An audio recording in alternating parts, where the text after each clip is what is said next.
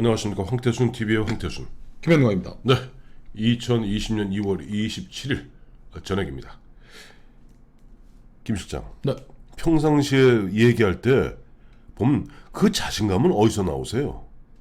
저의 자신감 말씀입니까? 그렇습니다. 제가 자신감이 있어 보입니까?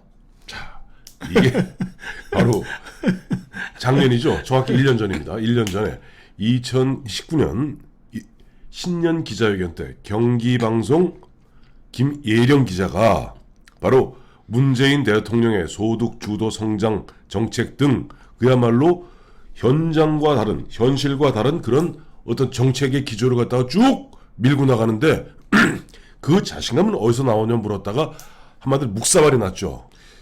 저희가 이거 준비하면서 그 당시에 화면을 네. 보니까 뭐 이렇게 뭐 도발적이도 않았는데 네네. 그거를 또 문바와 문고 로소리들이 뭐 예의가 없다고 그러는. 아니 지금 뭐 대통령하고 그게 무슨 예의 차리러 간답니까? 제가 말씀드렸잖아요. 저희 클린턴 대통령이 루인스키 사건 때 한국 김영삼 대통령이 초청으로 왔었는데 그 따라온 미국 기자들이 전부 다 그 루인스키하고 섹스했냐고. 예의 없는 놈들. 예의 없는 놈들. 자, 그 예저럽고 예의 없는 김예령 기자가 몸담고 있는 경기방송이 네. 자진 폐업을 했는데요. 지난 20일 날 자진 폐업하기 전에 이 방송은 그건 라디오 방송도 마찬가지고 TV 방송도 마찬가지고 방송은 정부가 3년에 한 번씩 제어를 해주게 돼 있습니다. 근데 이번에 어떤 일이지 경기방송에 대해서는 조건부 허가를 내주겠다라고 하니까 경기방송이 그럴 바에는 우리 폐업하겠다. 조건부 제어가 결정이 났는데 20일 날 이제 경기방송이 네. 이사회를 열고 네. 이사사인 전원 찬성으로 폐업을 이제 네네. 문 닫겠다 이렇게 한 거죠. 근데 김예령 기자 네. 그 대통령한테 예의 없이 굴었다고. 네. 자신감 어디서 나오냐고 물었더니 자신감 어디. 근데 그때 또 대통령도 왜 이렇게 그러더라고. 정부의 정책 기조가 뭐 어떻게 된 거에 대해 아니 왜 소득주도 성장을 고집하시느냐 얘기가 됐는데 뭐 그 얘기도 없고 어리버리했는데 지금 보면 네. 야 김예령 기자가 정말 적절하게 잘 질문했고 네네. 대통령이 소득주도 성장도 잘 모르는구나 뭐 이런 것 같은데. 네. 아니 근데 그 페이스북에다 이제 진솔한 글을 올렸어요. 예. 그래서 25일 날 그저께죠. 그러니까 폐업을 이 경기방송이 폐업을 하고 나서 닷새 지난 폐업 결정을 하고 났는데 닷새 지나서 네. 폐업하니까 이제 직장이 사라지는 거죠. 그렇죠. 3월 달에 3월 16일 주주총회를 열고 네. 폐업 보고안 되니까 이제 이 회사는 전방 문 닫는 이제 네. 상황이니까 예. 김예령 기자 예. 직장을 잃었습니다. 네. 잃었는데도 불구하고 도 이상 네. 예의가 있는 분인 거죠. 그렇죠. 이 회사가 나 때문에 문을 닫게 됐는데 네. 내가 회사를 뭐 3월 16일 뭐 주주총회 이런 것까지가 아니라고도 하도 사직을 했다. 네. 20일 날 회사 폐업 결정 이후에 네. 뭐 어차피 떠나야 될 회사지만 예의 회사에 대한 예의로 사직을 했다. 이렇게 네. 되어 있습니다. 23년간 몸담았던 경기방송 긴 시간이었습니다. 네. 지난 2019년 1월 네. 대통령에 대한 저의 질문이 네. 결국 저희 경기방송의 재허가에까지 영향을 미치게 되면서 네. 이런 결론을 내리게 됐습니다. 네. 나의 그 노빠와 문고로소리들이 대통령에게 예의 없이 물었다는 걸로 그렇게 물고 늘어주겠는데 이게 그 경기방송의 조건부 제어가를 몰고 왔고 네. 그 회사는 또 여기다 폐업을 했으니 네. 내가 여기에 대해서 뭐 사의를 표하게 됐다. 네. 회사를 제 인생의 반이었던 기자 생활 네. 그 가운데 10년을 청와대와 국회를 취재하면서는 네. 고민과 갈등의 연속이었습니다. 네.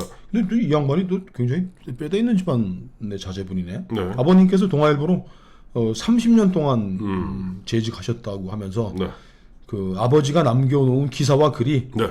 기자 생활 내내 내가 제대로 잘하고 있는가 네. 수없이 되묻게 되는 나의 교과서였다. 네. 근데 아버님이 1900 이제 뭐 문필가니까 옛날에 네. 뭐 기자들. 근데 나는 왜 이렇게 글을 못 쓰지? 기자했는데. 하여간 1970년 당시에 아버지가 현대문학에 발표하신 네. 만년필이라는 시를 발표하셨는데 네. 제가 제 심경을 적어봅니다. 이 시로 네. 이것은 나의 윤리며 괴로움이다. 네. 자유에 대해서는 성실하고 네. 가치에 대해서는 민감하다. 네. 가끔 빈 방황에서 돌아와 네. 울기도 한다. 네. 이것은 나의 모든 착오이며 네. 고독이다. 이게 이 글쓰기라는 게 네. 네. 이 글쓰기를 이렇게 아버님이 이렇게 만연필하는 걸 봐주는데 글쓰기라는 것은 네. 나의 윤리이며 네. 괴로움이다. 자유에 대해서는 성실하고 네. 가치에 대해서는 민감하다. 내 글이 예. 예. 가끔 빈 방황에서 돌아와 울기도 한다. 네. 이것은 나의 모든 착오이며 고독. 글쓰기는 고독한 직업이었고 했는데 나의 경기 방송에서의 20년 기자 생활을 마치는 시로 아버님의 시 만년필을 헌정하고 끝을 냈네요. 그 지금 보면 김예령 기자 보면 그 양반 뭐 이제 직장 네. 이제 그만두게 된 부분은 참 안타까운 부분인데 네. 거기에 대해서 사실은 오늘 누가 확 질렀던데. 어디? 아니 줘봐요. 이 누가 여기 없나? 네네.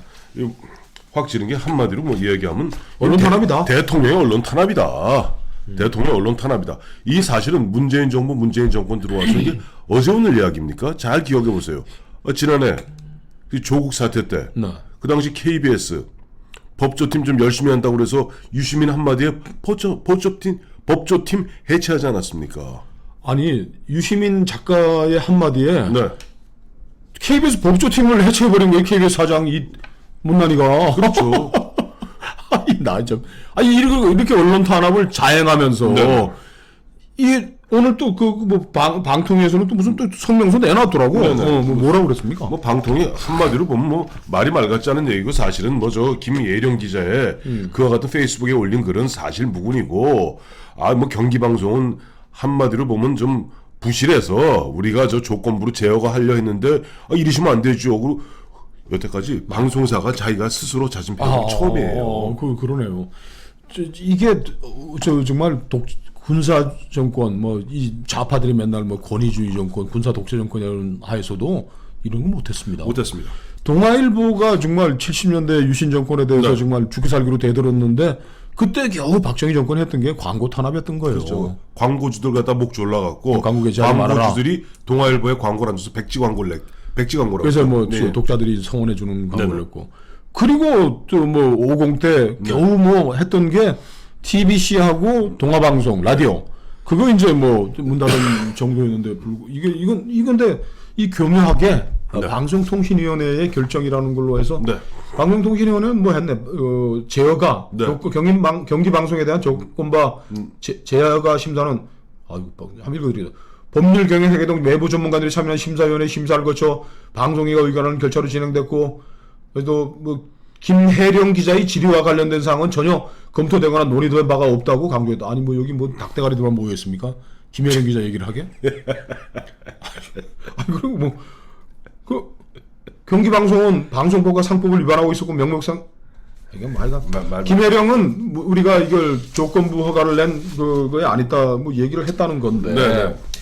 저는 이거 참 또 문제인 것 같아요. 이 방송과 언론이 지금 네. 종편 3사들은 지금 뭐 입 재갈이 물려가지고 뭐 말도 제대로 못한 일단 숨도 제대로 못 쉰다는 거예요. 지금 무한폐렴 환자처럼. 그 종편 다 그래요. 보면 다 조건부 JTBC만 빼고는요. 사실상 다 조건부 제어가 내지는 뭐 조만간 이제 또 제어가 또 기간이 옵니다. 그러다 보니까 이거 막 완전히 입에 재갈이 물려가고 꼼짝을 못해요. 그리고 한상혁 방통위원장이 26일 네. 방통위 전체회에서 지금 당장 방송을 폐업해버리면 네. 동일 주파수 사업자를 새로 선정해서 방송을 재개할 때까지 네. 청취자 권리가 침해당해서는 안 된다. 이런 이렇게 알뜰살뜰 배려를 하신 분이 한상혁이 잘 아시잖아요. 알죠. 변호사. 한 위원장은 네. 방송사 자진 폐업을 막을 수는 없지만 네. 방송시설 매각 금지 등을 강행할 수 없는지 검토하겠다. 그러니까 우리가 우리 반발해가지고 폐업하는데 네. 방송시설을 팔지 못하도록 우리가 막아버리겠다니까 방송도 못하게 하고 그 시설도 못 팔게 하고 말려 죽이겠다는 이런 이게 과연 이게 저 방송이라는 것이 언론, 출판, 결사의 자유, 양심의 자유와 이게 연결되어 있는 것인데 네. 이렇게 방통이라는 이 위원회를 통해 가지고서 3년마다 제어를 해가지고 족쇄를 채우고 입을 재갈을 물리고 하는 것들이 이 계속적으로 진행된다라는 게 방송하고 신문하면 그냥 별일 없는 한 천재지변이 없는 한 계속 할 수 있도록 해주는 게 맞는 것이지 이걸 빌미로 그리고 김혜령 사건은 저 조건부 제어가 내는데 전혀 검토 사항이 아니었다는데 그 김혜령 기자는 어디 자다가 뭐 어디 홍두깨 맞고서 갑자기 저 25일 날 이 초연한 아버님 저 남긴 시까지 들먹이면서 나의 질문이 우리 방송사의 제어가에까지 영향을 미치게 됐다. 이런 얘기를 하면 저 한상혁 씨는 보니까 보면 세상 잘 모르시는 모양인데 지금 보면 이런 과정 제허가 과정이면은 모든 방송에 목을 걸고 있기 때문에 나름대로 그 실무자들하고 수많은 이야기를 합니다. 수많은 이야기하고 뭐 저쪽 일종 방통위는 이제 방송사에 보면 염라대왕 같은 존재거든요. 거기에서 김애령 얘기 나왔고 그 이야기가 김애령 기자 귀가 있고 눈이 있기 때문에 듣고 본 게 있기 때문에 그런 식으로 얘기한 것이지. 당신 그 한상혁 씨 당신이 이야기하는 대로 김혜령 거는 전혀 문제 아니고 김혜령은 김혜령이 예절 없으면 저희 고려 사항이 아닙니다. 그럼 그걸 국민들한테 믿으라고요. 김혜령의 예의 불비는 조건부 제어가의 검토 사항이 아니었다라고 이 사람들 블랙리스트 사건 금방 다 잊어버렸는데. 네. 그 지금 뭐 우리 황태순 대표 지금 저 2017년에 목 잘리고 좀 숨도 못 쉬고 2년 동안 살다가 겨우 유튜브 했는데 네. 그 자른 사람 누가 자른 거예요? 그거 다 아시잖아요. 누가 잘랐습니까? 그때 보면 민원연, 언계련 이런 친구들이 언필증 시민단체란 쪽에서 보면은 계속 유튜브에 보면 무슨 공적, 5적, 7적, 9적, 12적 그래갖고 리스트를 계속 좌표를 설정합니다. 그래서 황 대표가 지금 그런 것도 다 모아가지고 네. 나중에 소송하려고 준비하는데 네. 그 컴퓨터 이런 데서 그것도 싹 다 지웠다면서요? 다 지웠는데 또 무슨 7적 무슨 이거. 7적 거 찾기가 쉽지 않아요. 그거 혹시 애청자 여러분께서 갖고 계신 분 있으면 좀 띄워주십시오. 그러니까 이 친구들은 블랙리스트가 아니고 인비지블 리스트야, 그지? 보이지 않는 리스트. 눈빛으로 딱 아는. 눈빛으로 알고 전화로 슬쩍 하고 그다음에 자기들이 보면 범죄를 올렸던 그 당시 최민희 전 의원이 그 당시 주도했어요. 그러면 당에서 오영식이 홍보위원장이 주도하고 5적이니 6적이니 7적이니 9적 12적 그래서 얼마나 그 당시 공격하고 좌표 PD들이 그냥 몸부림을 치더라고요. 힘들어갖고. 그러니까 저널리즘은 저널리즘의 영역에 놔두고 네. 의학은 의학의 영역에 놔두고 전문성을 놔두고 정치적인 논리는 거기 조금 가미될 수밖에 없어야 하는데 이 사람은 한상혁이라는 양반이 네. 방송통신위원장을 해 무슨 하등의 이유가 있냐고.